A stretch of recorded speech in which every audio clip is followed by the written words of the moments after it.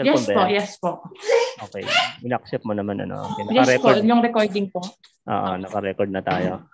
Sige. Okay, anong ipapangalan ko sa iyo? Neil. Neil.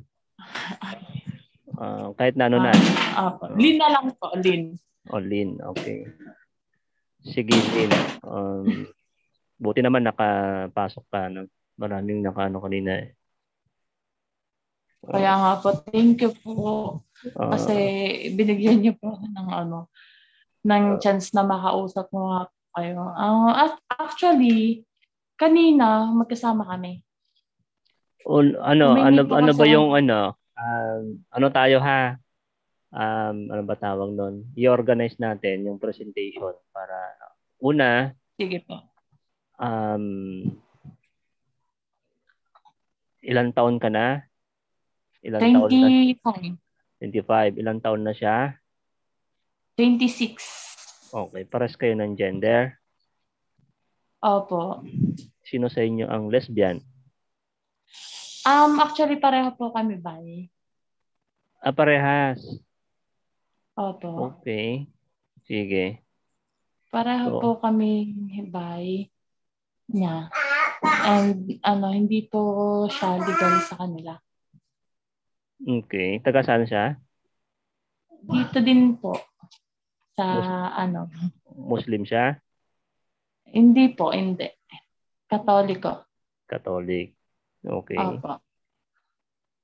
Ilan taon na kayo magkarelasyon?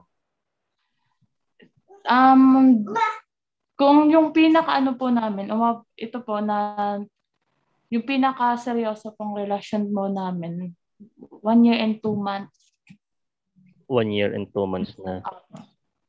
1 year and 2 months po. 1 year and 2 months na kayo. Okay. Okay. Pero, nung bago pa po yan, ay madami na po kami on, off. Simula pa po 2017. Ayos yung video para makikita ka ng mga subscriber natin na patunay lang na talagang totoo tong programang ginagawa natin. Opo. Nag-Zoom meeting tayo for some advice. Sige, ikwento mo kung anong nangyari at makikinig ako. Nag-note ako. Ayun po. Sige. Simula 2017, magka-work po kami as public servant sa isang politika. Dumating po sa point na na kami po ay nagkaroon ng fling pa lang po. Hanggang sa paulit-ulit po yung nangyari kasi na parang ako lagi niyang iniiwan, ganyan. Di sa akin po, mahal ko po kasi kaya paulit-ulit kong tinatanggap kahit ano pong pang-iiwan ginagawa niya sa akin, tinatanggap ko po. Tapos dumating po sa ito pong 2018, 2017 po, nagkaroon po kami ng hindi pagkakaunawaan. Hanggang sa 2 years po kami hindi nagkakausap. Tapos dumating po yung 2018 October, nag-friend request po siya sa akin. Parang ako, dinadma ko nung una. Tapos dumating po yung nung birthday ko nung birthday ko po, binati niya pa ako hanggang sa nagkaroon na po ulit ng conversation. Pero ako po yung nagmatigas pa po nung una. Hanggang sa palalim uliho, yung parang sabi ko, shit, bakit parang bumabalik na naman ako sa dati. Tapos ito pong 2019, nagka-okay kami. Okay. Tapos mga October po yun, hanggang November, bumalik yung ex niya. Iniwan niya po ulit ako. Tapos ako naman po, sa nagkaroon po sa sobrang pagmamahal ko po sa kanya, nagkaroon po kami ng get-together ng mga ka-batchmate ko. Nung nagkaroon pa ako ng baby. Nagkaroon pa ako ng baby na. Pero actually po, nung nangyari po yun ay nalaman ko po, magsi 7 months na po ang baby ko. Ay magsi 7 months na po yung son ko. Hindi ko po, kasi kung tutusin po yung nangyari po sa amin ng tatay ng anak ko, hindi ko po masasabi talaga may alam po ako doon kasi nung time po wasak na wasak po ako sa kanya. Tapos nalaman ko po na kinaumagahan po, wala na po ako kahit anong damit. As in, kasi po, broken na broken po ako sa kanya noon. Tapos, dumating po sa point na itong 2020 na po, na hindi ko pa naman po alam na buntis na po ako. Nagkaroon po ulit kami ng contact. Nagkaroon po kami ulit ng contact. Pero, yung contact naman po namin, hindi talaga totally yung usap masyado. Kasi in a relationship po siya sa isa. Ano yung karelasyon niya? Ganon din po. Anong ganon din? Biden po. Okay. Biden po ang karelasyon niya. Tapos, to make it short po, year 2022, di ka pandemic po, nagkakausap po kami. Pumapayag pa ako na nagkakausap kami kahit may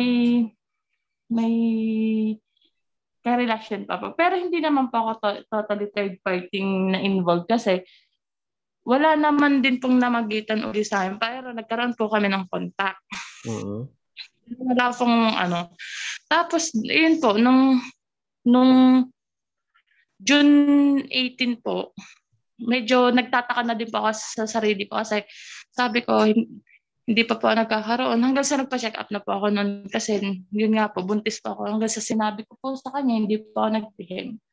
Sinabi ko po sa kanya yun lahat-lahat na ito ganyan, may baby na ako. Hanggang sa yun po, tinanggap naman po niya yung baby ko.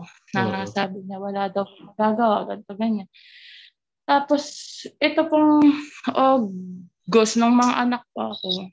Nandiyan naman po siya. Lahat po ng kailangan ng anak ko, siya po nagbigay. Yung kasi nag-late pa ako ng lihi. Lahat ng gusto ko po, binigay niya na case ko.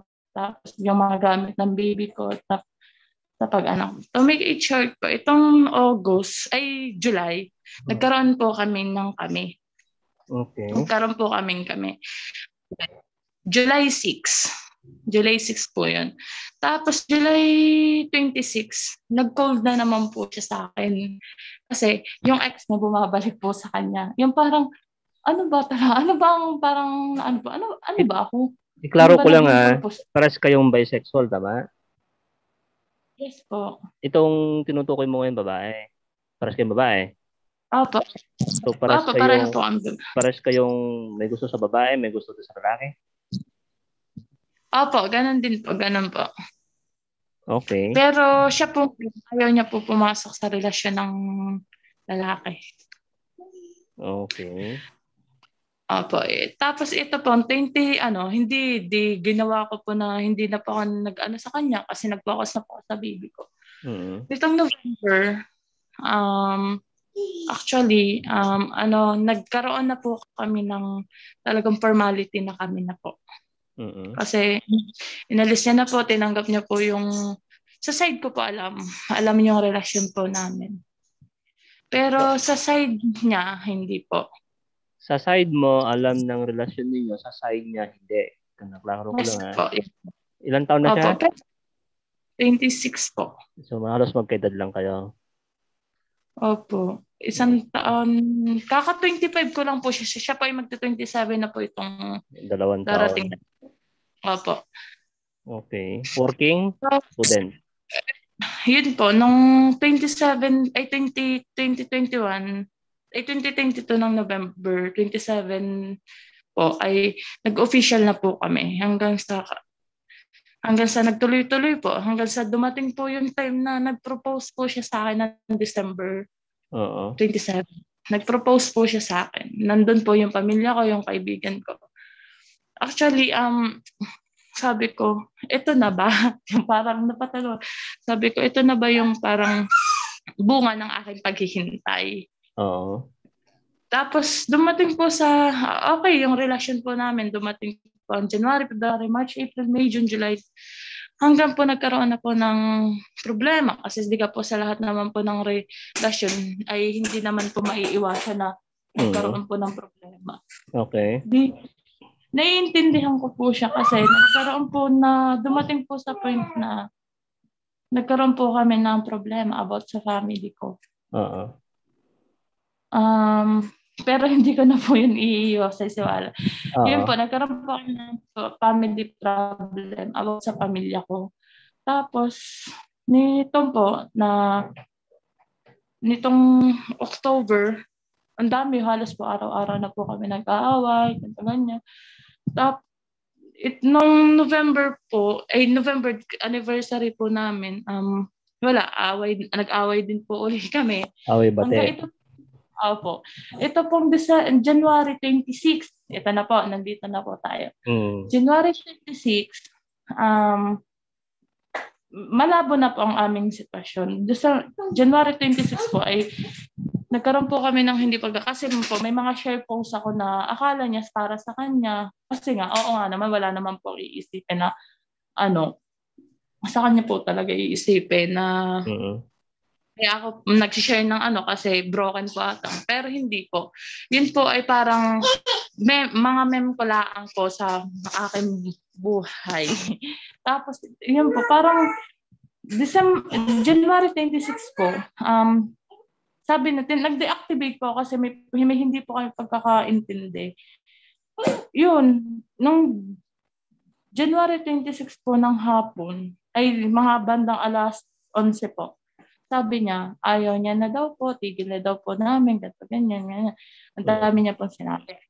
Di sabi ko, parang inano ko po na ayusin namin uli. Yun po, hindi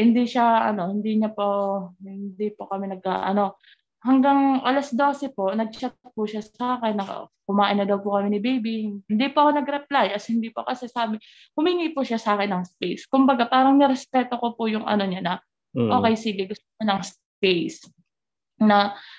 Pero dumating po ng bandang alas 3, tumawag po siya, pero hindi ko po talaga sinagot.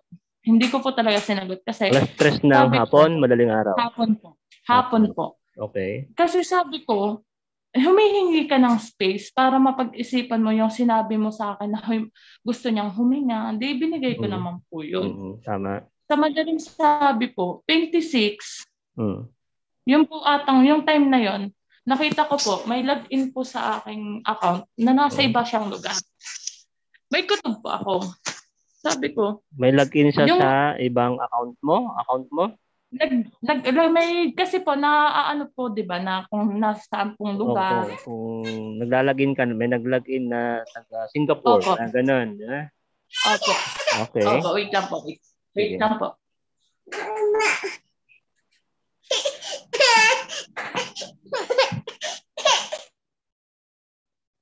So alam niya pala yung password mo.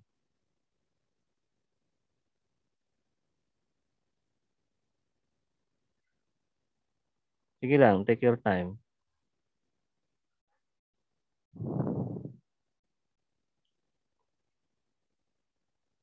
Po, nung November, ito pong January 26 po, naalaman ko po na may nakalagin po, nalaman ko po na wala po siya sa bahay. Parang nanlamig po ako na kinutuban. Sabi ko, nasaan to? Sino kasama nito? Kasi ganun naman po, di ba? Na parang, di naman siya nagtatamang duda. Tamang duda naman po talaga. Hanggang, kinabukasan po, mansari po namin. Niwala po kaming kahit anong contact.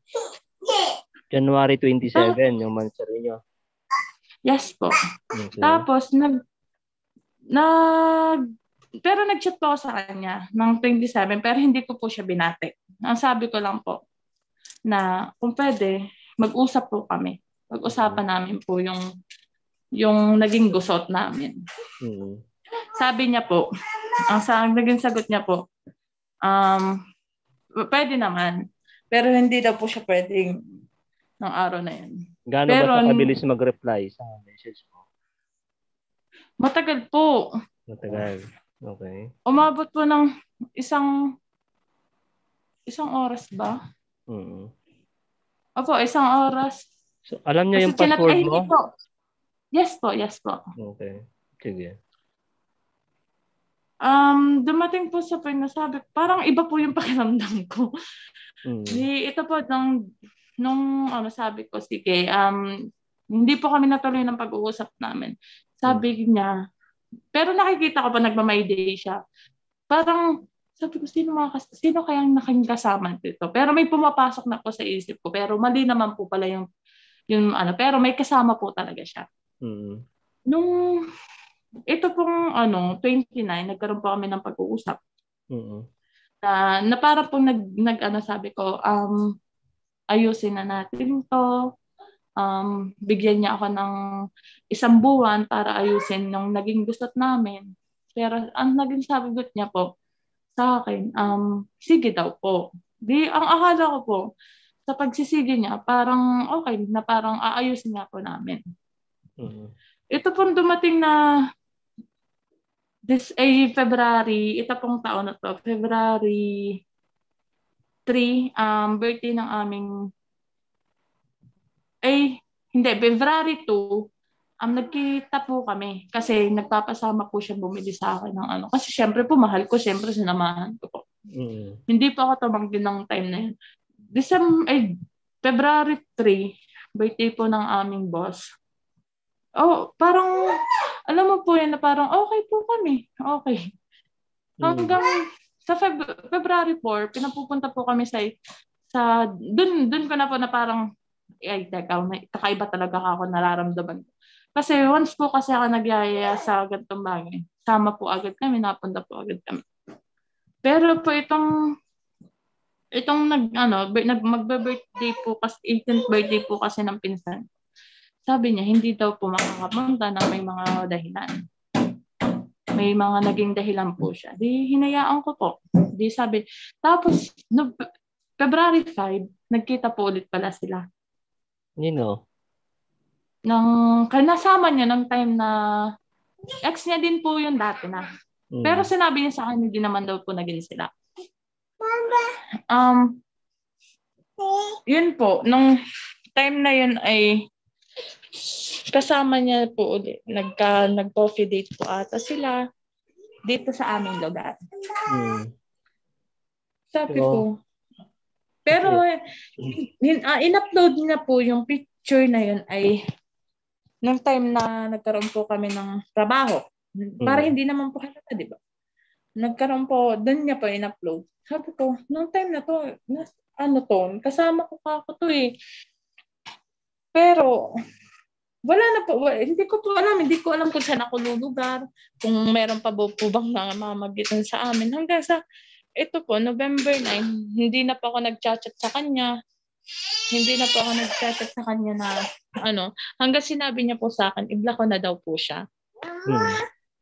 Pero hindi ko po yung ilang buwan na kayong hiwalay? Wala ngayon?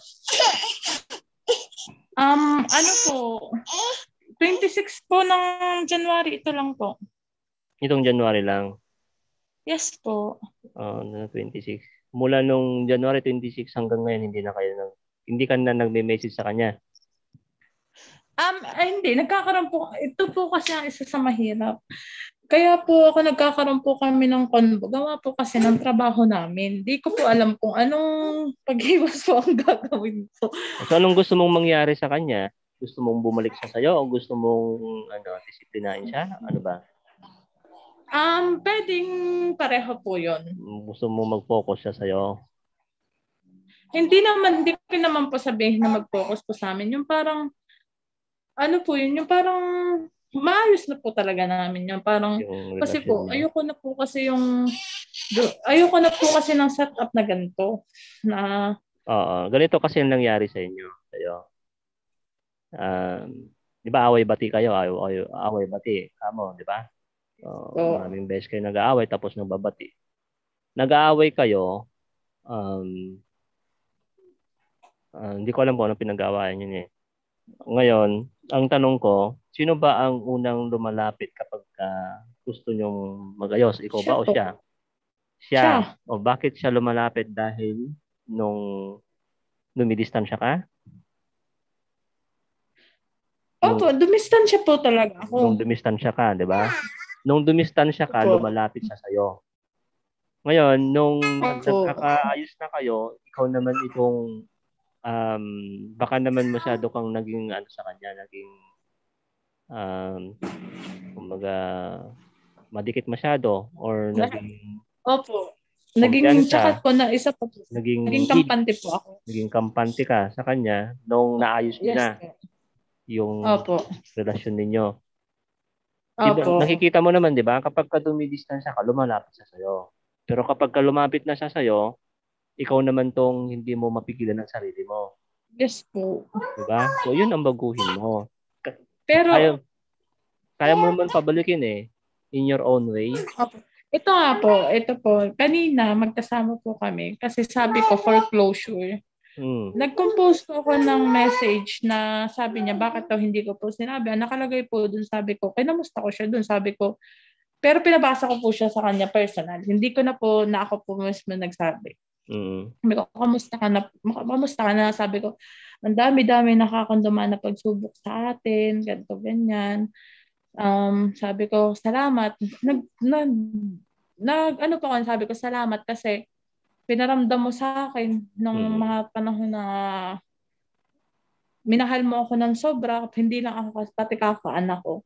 Tapos, yun, sabi ko, kung pagbibigyan mo ako sa huling pagkakataon, sabi ko, kung pagbibigyan mo ako sa huling pagkakataon na iayusin at sabi, pero hindi, ito pong sinabi, pero hindi kita pipilitin.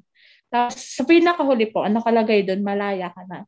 Tapos dumating po sa point na yung singsing na binigay niya po sa akin na nag-propose po siya, binabalik ko po sa kanya. Pero ayaw niya pong tanggapin. Okay. Pero siguro po, dati po, nung makikita niya ako na umiiyak, as in, umiiyak po talaga ako. Ngayon po, nagtataka din po ako sa sarili ko. Bakit hindi ko magawang umiyak? Hindi ko nagawang magmakaawa, na bumalik ka, na ayos. Yung parang sa hindi na po ako nagbeg sa kanya for the last time. Siguro marami ka lang napanood sa... Actually po, sa mga video ko, kaya siguro... Yes po. Kanina po, actually, nag-message po ako sa'yo. Sabi ko, kanina, bagong subscriber pa ako. Sana po mapansin nyo. Yun, nung time po yun, inano ko po talaga. Kaya, inano ko po sa sarili ko. Sabi ko, ayoko na akong masaktan ng masaktan. Kasi sabi ko, nakakawa na ako sa sarili ko na parang, deserve ko ba to? Kailangan ko ba deserve ko ba po? Ganun ba ako kapangit at para paulit-ulit akong saktan? Di ba? Ganun yung lagi kong sinasabi. Bumababa ang tingin mo sa sarili mo, samantalang mataas ang tingin mo sa kanya kapag ikaw yung iniiwan niya. Pero bumabalik naman siya sa'yo kapag dumidistansya ka. Nga lang, ang naging pagkakamali mo lang, kapag bumabalik na siya, hindi mo na napipigilan yung sarili mo. Yes. Naging masyadong mapagbigay ka sa kanya.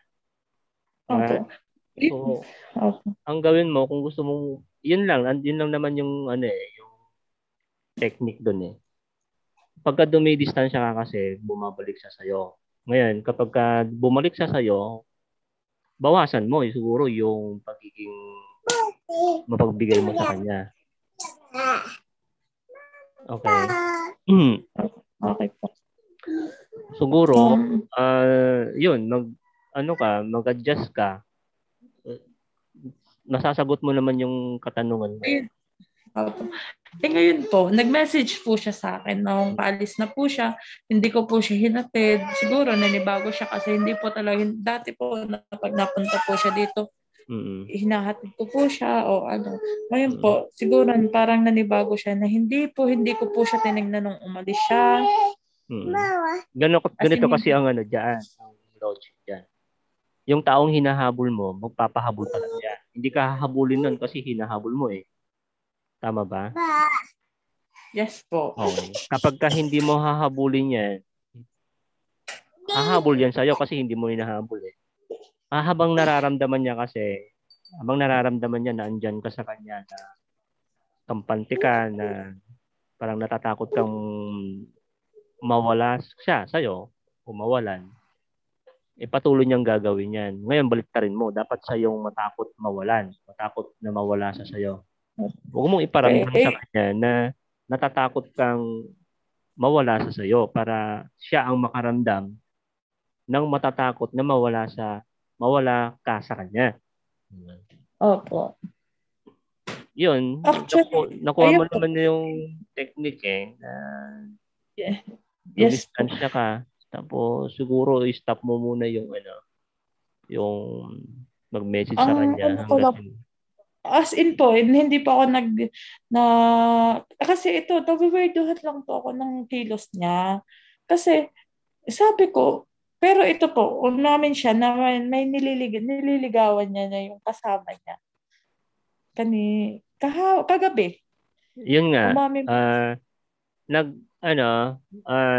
Tumitingin siya sa iba dahil nawawala na yung attraction mo, yung attract niya sa'yo. Nawawala na dahil nga doon sa pagiging sobrang kampante mo at pagiging sobrang mapagbigay mo sa kanya. Siguro hindi mo na makontrol yung sarili mo. Pinaparamdam mo kasi na hinahabol mo siya, na natatakot kang mawala sa sayo. Ayan. So baguhin mo yan. Yan ang baguhin mo. Pero yun nga po, nagtataka po kasi kahit anong oo, may masakit sa akin, pero hindi ko po maintindihan. Yan po, hindi ko ni patak ng luha ko ngayon, wala po. As in, kahit nung dati pa, nag-uusap po kami. Yan. Kasi meron nang pumasok sa sa dalawa kasi yan, conscious mind sa yung unconscious mind. May pumasok na kasi yan sa sa brain mo na alam mo lang ang gagawin mo eh. May idea ka na eh. Before kasi wala kang idea malamang eh kung anong gagawin mo. Opo. Diba? Kasi yun nga po, dati takot na takot po mawala siya na dahil wala ka pang idea before. So natatakot ka na i-stress ka, na may nakakaramdam ka ng anxiety. Ngayon, alam mo na yung formula, alam mo na yung technique na kung paano mo siya pabalikin. Adi, ang tanging gawin mo lang, i-adjust mo naman ang sarili mo kapag ka bumalik na siya sa'yo, pag nandyan na. So, i-maintain mo yung pagiging distant mo muna. Ganon. I-obserbahan mo yung kilos mo. Parang mali ata itong sobrang... Ang inaano ko po kasi, sabi ko, katrabaho ko po siya. Ganun. Okay lang naman kahit katrabaho mo. Basta ang i-maintain mo yung hindi ka maghahabol sa kanya. Kahit anong gawin niya, huwag mong hahabulin. Huwag kang maawa. Actually nga po, nung nag-chat po siya sa akin na sinabi niya, nakakasakay niya lang daw po. Tapos, hindi po talaga ako nag-reply. Hanggang ngayon, hindi po ako nag-reply.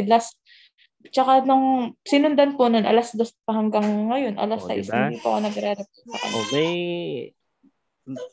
Kasi nga, nakakaramdam na siya ng actually, hindi na siya makafocus sa sarili niya. Hindi na siya makakonsentrate. Ayun po, kanina, sabi niya po yan. Actually, sabi niya, hindi niya daw po maintindihan sa sarili niya. Siguro daw, kailangan niya daw po muna mag-focus sa sarili niya. Kasi hindi po ako nagsabi, hindi po dati sasabihin ko, ayusin na natin to, please, ganito ba niya. Hindi, ngayon po ay, hinayaan ko siya. Sabi ko, nagsasorry po siya, sabi ko, wala kang kasalanan. Sabi ko sa kanya, may kasalanan ako kasi masyado ako naging kampante. Inanyan ko po siya kanina. Sorry, kasi hindi ka naman maghahanap kung naging sapat ako. Sabi niya, wala daw pa akong kasalanan. Siya daw po may kasalanan na kasi hindi lang daw po siguro siya makontento. Ganyan talaga ang mga babae. Ang tawag dyan feminine behavior. Opo. So ganyan talaga kayo mga babae. Masyado kayong sensitive pagdating sa mga ganyan. Ngayon, since marami ka naman na natututunan sa channel natin, i-apply mo na lang din yun. Madali lang naman yan, yung problema. Bumabalik naman siya sa, sabi mo nga, ina-update niya sarili niya na nakasakay na siya ng jeep, di ba? Ibig sabihin yan, iniisip ka nun.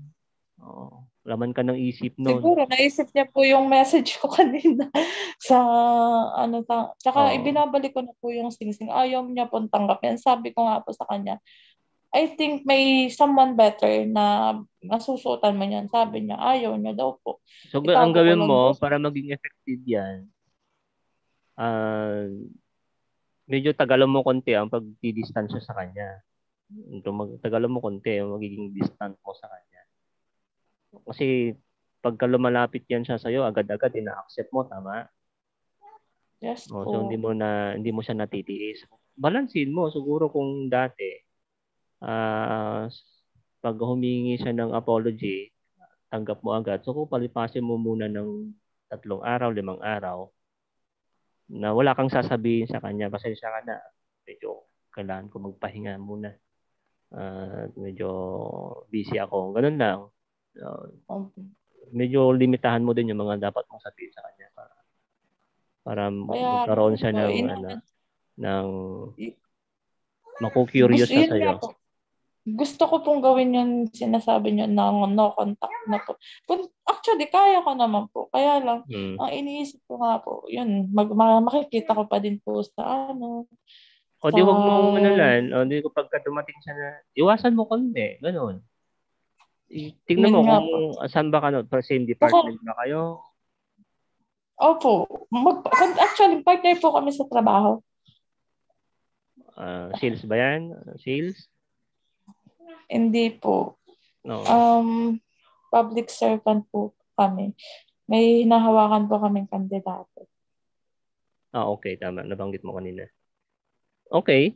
Kung magkatrabaho kayo, huwag mong imikan hanggat hindi kanya iniimikan. Tapos, limitahan mo lang yung sasabihin mo. Yes. Selected lang.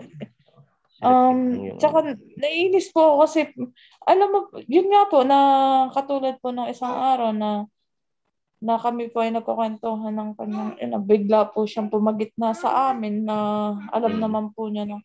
Tsaka alam mo po yun na parang, sabi ko, ano ba ang trip nito?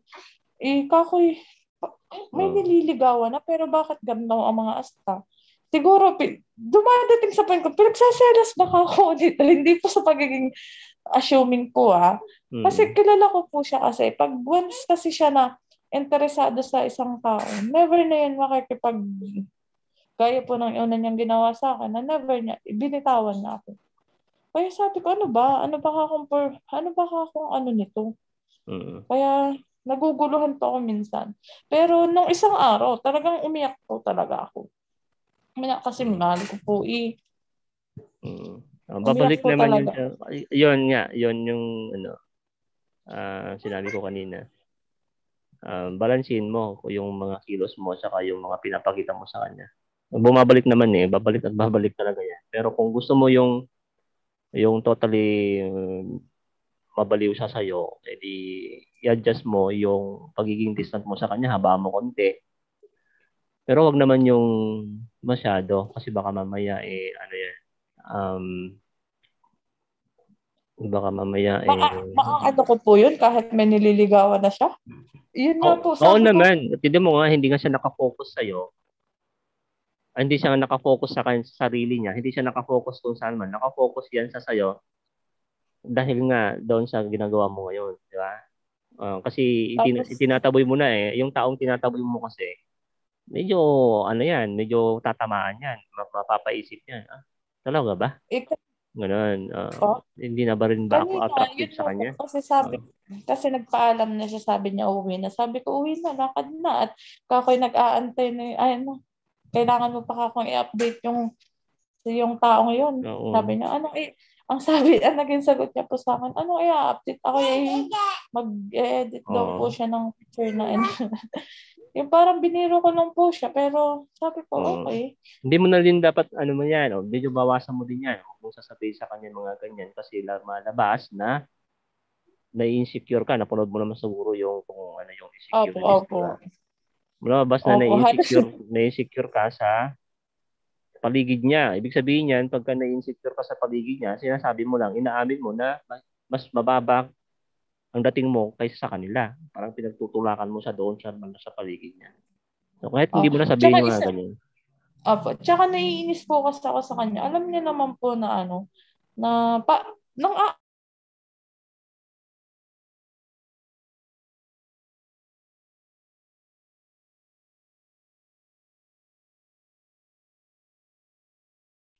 alam naman po, hindi kami, pinagsamahan po kami, nawabot nga po ng, alam mo yung, tatapat po siya sa akin na makikipag-chat dun sa, kung sino man nakachat niya ngayon. Hindi ko po alam kung nang aasar po ba to, o ano ba ang trip nito. Ayun nga. Kaya Ano yan, gumagawa ng paraan para makakuha ng attention sa'yo. So, i-ano na natin, okay na? Kasi meron pa akong, kakusaping iba. Okay po. May nasagot ko Okay po. ba? Natulungan ba kita? Opo. Alam ko naman po yan dadating hahabol at hahabol siya bahala siya. Yan, hahabol talaga yan. Pero pagka bumalik na siya sa'yo, yun, balansehin mo yung sarili mo. Obserbahan mo yung sarili mo. Saka, yun, mag-adjust ka. Ako lang naman mag-adjust yun kasi hindi naman siya yung mataas yung pride, mababa lang naman yung pride. Tsaka, sir, pwede po ba kita nga? Halimbawa, maghihingi-hingi pa ako ng advice sa'yo through chat? Pwede po ba? Okay lang naman, mag-message ka lang. Sumasagot ako sa dami lang talaga ninyo. Medyo natsamban lang kita kanina. Nung Thank you po. Kasi, ako sa Opo, kasi nag-message po din po ako dun sa isang yung no contact. Yun po ang una kong inano. Kaya sabi ko, parang lumuwag po talaga yung pakiramdam ko. Panoorin mo lang yung mga iba ko pang videos. Madami po ka pang matututunan dyan. Siguro kasi 100 plus yan. Opo. Madami ka Yun nga po. Actually, bago po kayo nag-message sa akin, nanonood po ako ng nyo. Pinapanood ko po yung first step, yung attraction. Yung pa pinapanood ko ngayon. Okay, sige. Lynn, thank you sa oras at saka yun. Sir, sige po. Naman po hindi na mailalabas po ba kaya ang pangalan nito? Kasi para for private din po kasi sir sa ex-partner ko. Hindi. I-ano natin. I-edit ko naman to. Di naman to naka-live. Okay po. Oo. Sige. Okay. Sige po. Thank you po. Thank you sa oras. Thank you. Bye. Okay po. Thank you. I-end ko na. Opo. Sige. I-end mo na lang. Wala. Opo, sige po. Mag-leave na po ako. Thank you. Thank you po. Sige. So, ayan. Nakasagot tayo ng isang concern. So, medyo napahaba kami kasi medyo mahaba yung niya. Yung story niya. Medyo maganda naman yung kwento niya. Okay. So, nasagot natin ng maayos so far. Yan. So, doon sa iba na hindi ko na-accept. One at a time. Isa lang kada advice ang i-accept natin. Hindi kasi pwede dalawa. O hindi pwede more than one kasi magkakarinigan kayo kapag in-accept ko kayo. So, isa lang ang ina-accept natin muna. Then, after nung natin ma-advisean yung isa, then saka tayo mag-accept ulit ng naka-waiting. So, para wala na. Baka nakatulog na. Okay, so, ayun, nakasagot tayo ng maayos. Galing naman sa kanya na natulungan ko siya. So, ibig sabihin, nakatulong naman tayo ng mga kababayan natin na nangangailangan ng advice. So hanggang dito lang muna at hanggang sa muli, salamat sa patuloy niyong pagsuporta. Sana suportahan niyo pa para marami pa tayong matutulungan. I-share niyo lang po yung YouTube channel natin. Pa-subscribe na din sa mga hindi pa nakasubscribe. Pa-invite na din yung mga kaibigan, kamag-anak, kakilala niyo na mag-subscribe dito sa channel natin dahil itong channel na to ay patuloy nating i-improve. Pasensya na kayo kung hindi talaga ako nagpapakita ng ng face para din maprotektahan natin yung identity natin. Intindihin niyo na lang po. Importante nakakatulong po tayo. So maraming salamat hanggang sa muli. Bye for now.